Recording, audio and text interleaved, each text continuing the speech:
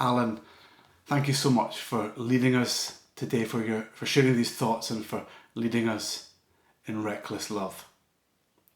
We're going to turn now to God's Word, and we've been looking over the last few weeks. We've been looking at the passage of Matthew chapter 14 where Jesus sends the disciples on ahead and he walks on the water. And today's going to be our last day looking at this particular passage for the time being, but just a quick recap, some of the things that we've been talking about. So Jesus he'd spent that day, that amazing day with the crowd of people. There was 5,000 men, the women, the children, and at the end of the day when they were hungry, he got the 5 loaves, the 2 fish, and he fed all the people. So he'd spent that day, he'd been giving out, and we spoke about this a few weeks ago, about how in that moment he was tired, he'd just been giving out and he was absolutely shattered.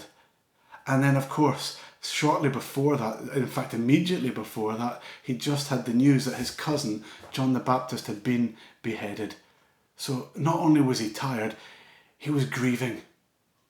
He was trying to process all this emotion. And we spoke about how it's so important for us at times in our lives to withdraw and spend time with God. And that's exactly what Jesus did. He withdrew to a quiet place. He sent the disciples away in the boat. He says, on you go, I'll meet you on the other side of the lake. And he withdrew. He took time to be built up and he took time to spend time praying with God. And the disciples, they're on the lake. Jesus had sent them on ahead to the other side. They're on the lake and the storm comes up and the wind's getting heavy and the waves are getting bigger. And the journey was unexpected. And we spoke about how often in our lives we face journeys that are unexpected. Things come along that we're not ready for or not expecting. Stressful times come. And in the midst of that stress and in the midst of these times that are unexpected, where we don't really know what is going on and why it's going on, it can be hard to recognize Jesus. And that's exactly what happened for the disciples. They're in the midst of this storm. It's unexpected. It's probably more stressful than they imagined it would be. And they see what they think is a ghost, when of course it's actually Jesus walking to them on the water. At times in our lives we go through these times that are stressful, these moments that are unexpected, and if we're not careful we can take our eyes off of God and we can stop recognizing where he is. But of course Jesus was the one who was there in the midst of the storm. And Jesus said to the disciples, take courage, and he offered them the courage and they take hold of this courage, and he said, I am the one that can give you the freedom from your fear. And we looked at that as well, that God is still here today offering us courage in the midst of whatever storm we're going in, be that COVID-19, be that personal things that are going on in our own lives and families. He's still the one that's there offering us courage. He's still the one that's saying, come on, I can take away your fear. And then the last time we spoke about this passage, we spoke about how sometimes God will challenge us to not be comfortable any longer and to take a new step out of the boat. We talked about the fact that only Peter did that there was 11 other disciples and they just stood on the background giving opinion and offering advice. And God doesn't want us just to be those people that stand there offering advice and giving opinion. He wants us to be people that will take that step of faith when he prompts us to do so. So let's look at just a few of the verses right at the end of the passage, verses 29 through to 33 of Matthew chapter 14. Let me read them to you today. It says there,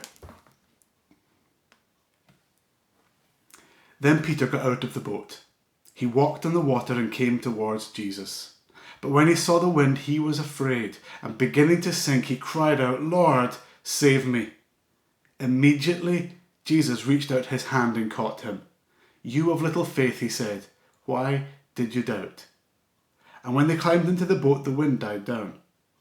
Then those who were in the boat worshipped him, saying, Truly, you are the Son of God. I've got 3 very quick thoughts today to conclude this little series that we've been doing on Matthew chapter 14. And the first thought is this: the salvation of Jesus is immediate. It says there that Peter cried out, "Lord, save me." And the very next word is immediately. Immediately. The salvation of God is absolutely immediate. It's not something that we have to wait for. It's not like like an application process when we say, right, I want to apply for your salvation, God. There's no waiting around for references and background checks to make sure. You know, God does not need to do any background check on any of us. He already knows it all. He knows everything we've done. He knows everything we've said. And he even knows everything that we have thought. Yet he still says, here, my salvation is immediate.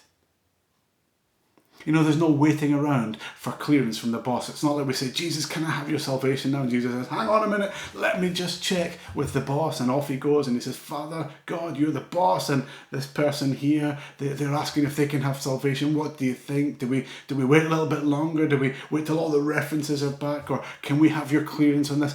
There's nothing like that happens. When we ask Jesus for his salvation, we're allowed access to it immediately.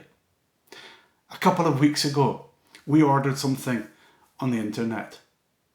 And we were told when we ordered it that once the product was dispatched, delivery would happen within 2 days.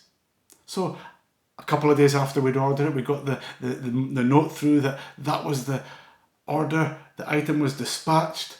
And we're thinking, that's fantastic, in 2 days' time at the most we're going to have the product. Well, of course, that's not what happened. After 2 days, there's no product. You wait a little bit longer and you start to think, where is this product? And Louise started to get in contact with the company. And the company had given us a tracking number. And so when Louise contacted the company, here's the tracking number. And then the company said, well, actually, sorry, we don't know. We can't track it. You have to go to the company that are actually going to be delivering the product. And they'll tell you. And of course we can't get hold of them. And so then for the next few days, day after day, it was the same process that happened. You would get in touch with the company via some sort of a live chat on the internet. You'd have to wait ages to get hold of a customer advisor. The advisor would finally speak to you online. They would ask you what the problem is. You'd go through the same process over. Here's what the problem is. Let me just check it out for you. They would go away, they'd check it, they'd come back and say, can you just give us 24 hours? And if you still no product, come back in 24 hours. And that happened for the first few days.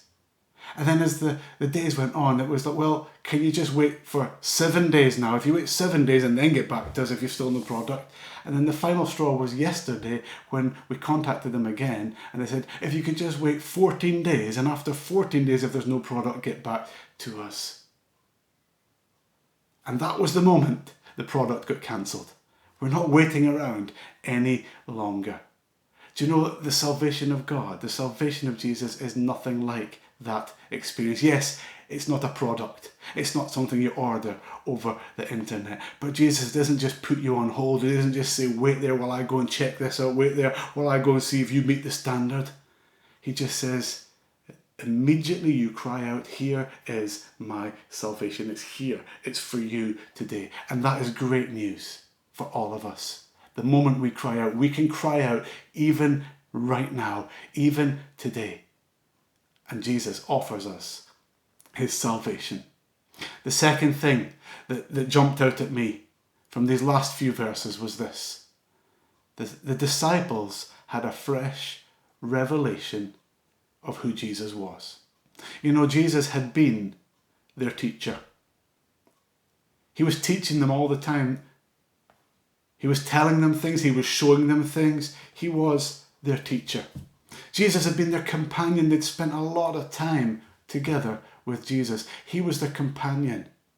Somebody that was always around at that point. They could always rely on him. He was there. Jesus was their friend. They'd grown to love Jesus, and a strong bond of friendship had grown between the disciples and Jesus. But all of a sudden, in that moment, As we see in verse 33, it says, "Then those who were in the boat worshipped him, saying, 'Truly you are the Son of God.'" Yes, he was still all these things. He was still their teacher, their companion, their friend. But all of a sudden they had that revelation from God that he was more than that. He was God. He was the Son of God. It was like a eureka moment. It was like a moment that all of a sudden the penny dropped and they realized who Jesus was. I wonder today if we need that fresh revelation of God again. You know, we can get so caught up, can't we, with things that are going on. Just busyness of life, circumstances that we find ourselves in, stressful times like we're going through at the moment. Uncertainty with jobs, uncertainty with health, uncertainty in the midst of education. And in these moments we can forget that Jesus is God. And sometimes we need that revelation again. Jesus is God. And if Jesus is God, then that is everything. And that is all we need. I'm not trying to trivialize any of the circumstances that we might pass through in life. But Jesus is God. Jesus is God. He's all we need. He is our salvation. You know, these things, these momentary things that are going on in our lives right now and going on in the world right now, they're temporary. They don't last forever, but God is eternal. And he calls us today to have that revelation that he is God. He wants to be my God, he wants to be your God, and he wants to offer us eternal life in him. So Jesus, all of a sudden, is no longer just a companion, a teacher, and a friend. All of a sudden, in the eyes of the disciples, we realize now, Jesus, you are God. Do we need a fresh revelation today? Do we need God to give us fresh direction, fresh empowering, fresh understanding that he is God and that is all that we need? And the third thing that I want to share with us today as a final thought is this. The response of the disciples after the whole situation of Jesus saving Peter, of him walking on the water, of him fighting the storm and the storm being calmed, the final thing that the disciples did was they worshipped. And isn't that interesting? If we look at the whole context of that, they're not worshipping Jesus for calming the storm. It's not like, okay, now the storm's calmed, now we worship Jesus. They're not in that moment having a time of worship because Peter got saved from drowning in the water. It wasn't this, right, come on guys, you've just seen what Jesus has done, he's saved Peter, let's worship him now. No, the whole context of worship was after that revelation of Jesus being the Son of God.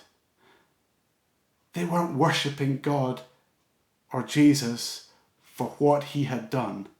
They were worshipping Jesus and God for who he is. You know, I've been challenged in these last couple of weeks in a similar way. You know, I was thinking a lot recently about prayer and how often we can pray prayers, and it's good to do these things and it's fantastic to spend time asking God for things in prayer. And it's right when he answers these prayers to thank him. But we've got to be careful that is not what determines our praise and our worship of God. That we look at all the different prayer things that we've been, our list of prayers, and God, you've answered this one, this one, this one. Yes, I worship you, I praise you. But that actually we're worshipping God first and foremost for who he is. The disciples, just in that moment, they realized, Jesus, you are God, and we worship you. We worship you for who you are. We live so much of our time. We live in this consumer culture. And so much of our time that can affect the way we act, the way we think. Let's not be people who live in a consumer culture that worship with consumer worship. God, because you've done this today, I worship you. Because you've answered that prayer, I worship you. No. Yes, we thank God for these things, but first and foremost we say, God, because you're God, I worship you. And I've been challenged over the last couple of weeks about that. And a few days ago, our youngest son Ben was having his bath before bedtime, and he shouted, "Dad, Dad, Dad, come here!" And I went through to the bathroom, and he said, "Dad, Dad, look!" And he held up these two toys that he was playing with in the bath, and he said, "Dad, look! It's the lion and the lamb. Dad, it's the lion and the lamb." And I was so impacted in that moment that a young child had this revelation. He remembered that song that we sing sometimes in church, The Lion and the Lamb. And all of a sudden, as he's playing with his toys, he has this revelation. God is the lion and the lamb. And as he shared that with me, it just reminded me anew and afresh. We've to worship God, not because of what he's done, but we've to worship God because he is the lion and he is the lamb. And I was reminded of the words in the book, The Lion, the Witch and the Wardrobe. And it's a very famous passage, and I'm sure you've heard them before. And I'm going to read these words out to you. And one of the children in that story is called Susan. And she's having this discussion with Mr. Beaver. And she said, and she has this revelation. She says, Aslan is a lion. The great lion. Oh, said Susan, I'd thought he was a man. Is he quite safe? I shall feel rather nervous meeting a lion. Safe? Said Mr. Beaver. Who said anything about safe? Of course he isn't safe, but he is good. He's the king, I tell you. You know, we can get so caught up in the storybook culture where gentle Jesus is meek and mild. Let us not forget today, he's the Lion of Judah. Jesus is our conquering lion. Take hope, take courage from that today. He is our conquering lion. But also, he is our lamb that was slain. He's the one that took my punishment. He's the one that took your punishment. He was slain. He gently was led like a lamb to the slaughter, as the Bible puts it. He was led. He was slain. He was killed in our place. But death could not hold him. 3 days later, Jesus rose again. And today, he's still alive and reigning. He's still God, and he's still offering his salvation. So today, do you need to ask Jesus for salvation? Why don't you do it right now? There's a little box that's going to come up in the chat room that says raise hand. If you would like to offer your life to God, if you'd like to cry out to him today for his salvation, for that fresh start, for that reconnection in relationship with God, then click the button right now in the chat room that says raise hand. And if you want to, then you can go into the prayer room and somebody can have a little private chat with you in the prayer room about the decision you've just made. Today, do you need that fresh revelation? Do you need the fresh revelation just that Jesus is God? He is God. Then maybe today you need to say, God, I need that revelation again. Sorry for taking my eyes off you and getting caught up in other things. Help me to remember. Show me afresh that you are God. Or maybe today, just like me in this last little bit of time, you need to get back to the place where you're worshipping God, not for what he's done merely, but we're worshipping God for who he is. We're going to sing our final song of worship right now. Let's use this moment to connect with God afresh, to praise him for who he is, not just for what he's done, but for who he is. God bless. And thank you folks today for coming to church and joining us. Let's worship him together now.